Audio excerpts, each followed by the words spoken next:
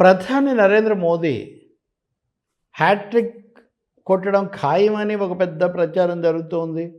రెండవది అబ్కా బార్ 400 పార్ అనే ఒక పెద్ద ప్రచారం జరుగుతుంది. కాబట్టి ఇంకా మోదీ మళ్ళీ అధికారంలోకి రావడం తప్పనిసరి. ఇంకా ప్రతిపక్షాలకు అసలు ఠికానా కూడా ఉండకపోవచ్చు. ఇలాంటి ప్రచారాలు చాలా తీవ్రంగా జరుగుతున్నాయి. కానీ ప్రతిపక్షాలు 1, 2 సార్లు వాళ్ళ విభేదాలు, వాళ్ళ రాజకీయాలు ఏమైనప్పటికీ కూడా మోదీ గనక మళ్ళీ గెలిస్తే ఈ దేశంలో ప్రజాస్వామ్య రాజ్యాంగానికే ప్రమాదం వస్తుంది.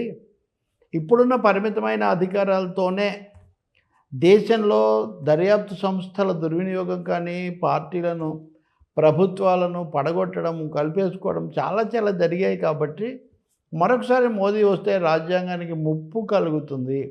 దేశం పేరు మార్చేస్తారు, తీరు మార్చేస్తారు. వీటన్నిటినీ మించి పార్లమెంటరీ ప్రజాస్వామ్యానికి ముప్పు వస్తుంది అని ప్రతిపక్షాలు హెచ్చరిస్తున్నాయి. పార్లమెంటరీ ప్రజాస్వామ్యం అంటే అధ్యక్ష తరహాకు భిన్నమైంది. అధ్యక్ష తరహా ఒక అమెరికా, ఫ్రాన్స్ లాంటి దేశాలు తీసుకుంటే అక్కడ అధ్యక్షుడు ఏం చేస్తే అదే. ఫ్రాన్స్లో అయితే 8 ఏళ్ళు, అమెరికా అధ్యక్షుడైతే ఉభయ సభలను కూడా తోసిపుచ్చి తను అనుకున్నవి చేయడానికి చాలా అధికారాలు, విస్తారమైన అధికారాలు, వీటో అధికారాలు కూడా ఉంటాయి. భారతదేశం ఆ దేశాల కంటే చాలా భిన్నమైంది. India is a union of states అని రాజ్యాంగం 2వ అధికరణం పేర్కొంటూ ఉంది. కాబట్టి ఇండియా అనేది రాష్ట్రాల సమాఖ్యగా ఉండాలన్నప్పుడు ఒక వ్యక్తి చేతుల్లో మొత్తం సర్వాధికారాలు కేంద్రీకరించడం రాజ్యాంగ స్ఫూర్తికి విరుద్ధం.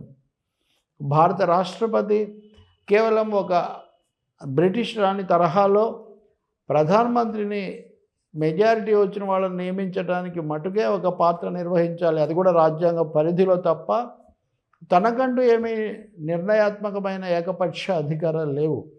కానీ అధ్యక్ష తరహా పాలనే ప్రవేశపెడితే అప్పుడు ప్రజలు, రాష్ట్రాలు, పార్టీలు, ఇవన్నీ శాసనసభలు, రాష్ట్ర ప్రభుత్వాలు ఇవన్నీ నామమాత్రం అయిపోతాయి. దేశం మొత్తానికి ఒకటే అధ్యక్షుడు. నరేంద్ర మోదీ ప్రధాని అయిన తర్వాత తెలియకుండానే, చెప్పకుండానే చాప కింద నీరులాగా ఒక అధ్యక్ష తరహాకు తీసుకొని వస్తున్నారు. మాట్లాడితే ఆయన వ్యక్తిగతమైన ప్రఖ్యాతి ఎంతుంది, ఆయన మిగతా వాళ్ళకంటే చాలా ఉన్నతంగా ఉన్నాడు. అసలు ప్రపంచానికే విశ్వగురువు అంటుంటే ఇంకా భారతదేశం గురించి మనం చెప్పేదే ఉంది. కాబట్టి వ్యక్తి కేంద్రీకరణ అన్నది ఒక అధికారిక ముద్ర సంతరించుకుంటుంది. గతంలో ఒకసారి ఇందిరాగాంధీ ఉన్నప్పుడు అలాంటి ఇండియా అన్న ఒక పరిస్థితి వచ్చింది. అది కూడా ఎమర్జెన్సీకి దారితీసింది. తర్వాత ప్రజలు ఓడించని జరిగింది. మనం ఒక విషయం గుర్తుపెట్టుకోవాలి. ఇందిరాగాంధీ భారతదేశంలో ఓడిపోయినప్పుడే శ్రీలంకలో సిరిమావ బండారనాయకే ఓడిపోయారు. ఆ తర్వాత జూలియస్ జయవర్ధనే అక్కడ అధ్యక్షుడయ్యాడు. జయవర్ధనే హయాంలో శ్రీలంక రాజ్యాంగాన్ని మార్చి ప్రధాని కాకుండా రాష్ట్రపతి, అధ్యక్షుడు పాలించే అధ్యక్ష తరహా వాళ్ళు తెచ్చిపెట్టుకున్నారు. తర్వాత రాజ్యాంగం చాలా మార్పులకు గురైంది అనుకోండి. కాబట్టి ఇందిరాగాంధీ కూడా అధ్యక్ష తరహా మంచిదే, అధ్యయనం చేయాలి, ఇలా మాట్లాడేవాళ్ళు. కానీ వాజ్పేయి ప్రధానమంత్రిగా ఉండగా అసలు ఈ 2 వ్యవస్థలను అధ్యయనం చేసి రాజ్యాంగ మార్పులను సూచించడానికి జస్టిస్ వెంకటాచలయ కమిషన్ అనేది ఒకటి ఏర్పాటు చేశారు. కానీ దేశంలో నిరసన వచ్చిన తర్వాత అది కేవలం సమీక్ష కోసం కాదు, పరిశీలనకే, సిఫార్సులే, వాటికేమీ విలువ ఉండదు అని ఈ పద్ధతిలో మార్చారు. అంటే ఇక్కడ గుర్తించాల్సింది ఏమంటే, మిత్రపక్షాలతో కలిసి ఒక సంయుక్త ప్రభుత్వంగా ఉన్నప్పుడే బీజేపీ అధ్యక్ష తరహా కోసం రాజ్యాంగాన్ని తిరగదట్టడం కోసం ప్రయత్నించింది. వాజ్పేయితో పోలిస్తే మోదీ ఎంత ఏకపక్షంగా ఉన్నారు, ఎంత నిరంకుశంగా ఉన్నారు అన్నది అందరూ చూస్తున్నదే. పైగా ఈయనకు పూర్తి మెజారిటీ కూడా ఉంది. మరొకసారి మెజారిటీ వస్తే నిస్సందేహంగా ఈ రాజ్యాంగం యొక్క లౌకిక స్వభావాన్ని, సమాఖ్య స్వభావాన్ని, మూడవది పార్లమెంటరీ స్వభావాన్ని, మూడింటిని మార్చే ప్రయత్నం తప్పకుండా జరుగుతుంది. దానికి సూచనలు, సంకేతాలు ఇప్పటికే ఉన్నాయి. దేశమంతటా ఒకేసారి ఎన్నిక జరపాలని నిర్ణయించడం కోసం మాజీ రాష్ట్రపతి అధ్యక్షతన కమిటీ వేసి నివేదిక కూడా తెప్పించారు. మాజీ రాష్ట్రపతికి ఒక బాధ్యత అప్పగించడం ఇదే మొదటిసారి. అంటే అందరికంటే నేను అత్యున్నతుణ్ణి అనే ఒక సంకేతం ఇవ్వడానికి మోదీ ఎప్పుడు ప్రయత్నిస్తున్నారు. పార్లమెంట్ని ఆయన ఒకరు ప్రారంభిస్తారు, నోట్ల రద్దు లాంటిది ఒకరే చేస్తారు.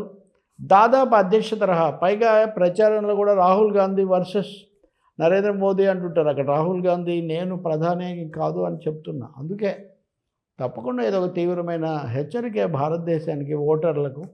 మరొకసారి ఈ ఏకపక్ష ప్రభుత్వం కనుక వస్తే అధ్యక్ష తరహానే కాదు, ఇంకా అంతకంటే తీవ్రమైన పరిణామాలు కూడా రావచ్చు. వాటన్నిటిలో కూడా ఎక్కువ ప్రమాదకరమైంది ప్రజాస్వామిక లౌకిక స్వభావాన్ని మార్చటం, సమిష్టిగా ఎక్కువ మంది కలిసి నిర్ణయం చేసే పార్లమెంటరీ ప్రజాస్వామ్యం స్థానంలో అధ్యక్ష తరహాను తీసుకురావటం. దాన్ని రాకుండా అడ్డుకోవాల్సిన బాధ్యత అన్ని రాజకీయ పక్షాల మీద, ఆలోచన పరుల మీద, అందరినీ మించి ఓటర్ల మీద ఉంది.